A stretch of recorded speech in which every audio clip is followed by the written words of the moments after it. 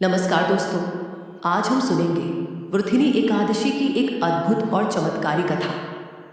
एक ऐसी कहानी जो हमें सिखाती है कि सच्ची भक्ति और धैर्य से जीवन के सबसे बड़े संकट भी दूर हो सकते हैं। तो इस कथा को अंत तक जरूर सुनिएगा।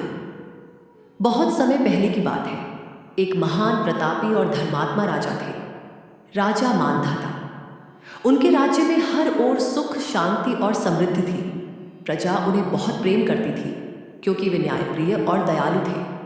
लेकिन इतना सब कुछ होते हुए भी राजा के मन में एक गहरी इच्छा थी। वे भगवान विष्णु की ओर अधिक भक्ति करना चाहते थे और अपने जीवन को और पवित्र बनाना चाहते थे। इसी भावना के साथ एक दिन वे सब कुछ छोड़कर घने जंगल में चले गए। चारों ओर ऊंचे ऊंचे पेड़, गहरा सन्नाटा और बीच में बैठकर राजा ध्यान में लीन हो गए। दिन बीतते गए।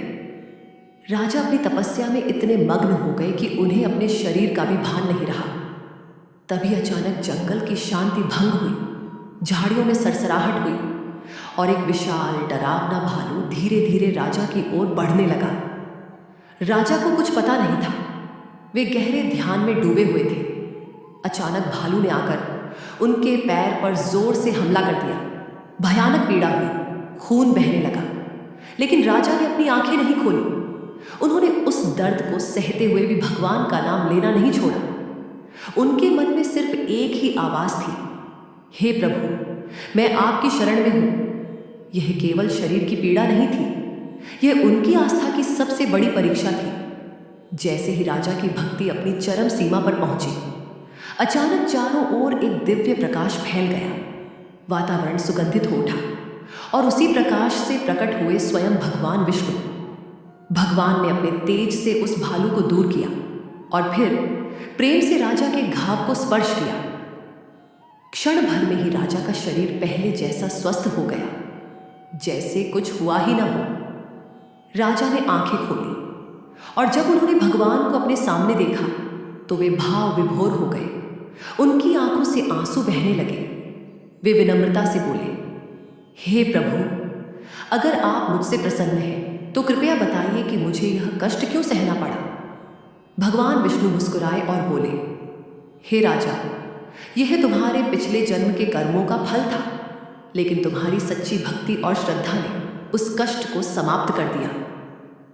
फिर भगवान ने आगे कहा, जो भी व्यक्ति वृथिनी एकादशी का व्रत करता है वह अपने सभी पापों से मुक्त हो जाता है। उसके जीवन में सुख, सौभाग्य और समृद्धि आती है। राजा ने यह सुनकर तुरंत संकल्प लिया कि वे इस व्रत को अवश्य करेंगे और लोगों तक इसका महत्व पहुंचाएंगे। राजा अपने राज्य लौटे।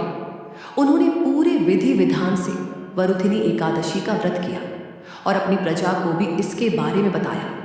धीरे धीरे यह व्रत दूर दूर तक प्रसिद्ध हो गया और लोग श्रद्धा से इसे करने लगे।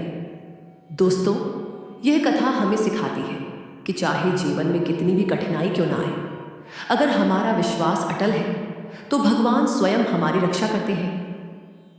यह पावन व्रत 13 अप्रैल 2026 सोमवार को है। सुबह स्नान करें, भगवान विष्णु की पूजा करें, तुलसी और पीले फूल अर्पित करें और दिन भर व्रत रखें। लेकिन ध्यान रहे, पारण गलत समय पर किया तो फल कम हो सकता है।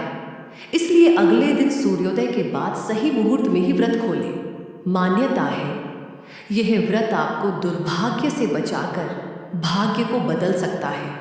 अगर आपको यह कथा पसंद आई हो तो वीडियो को लाइक करें और ऐसे ही भक्ति से भरी कथाओं के लिए चैनल को सब्सक्राइब करें। जय श्री हरि।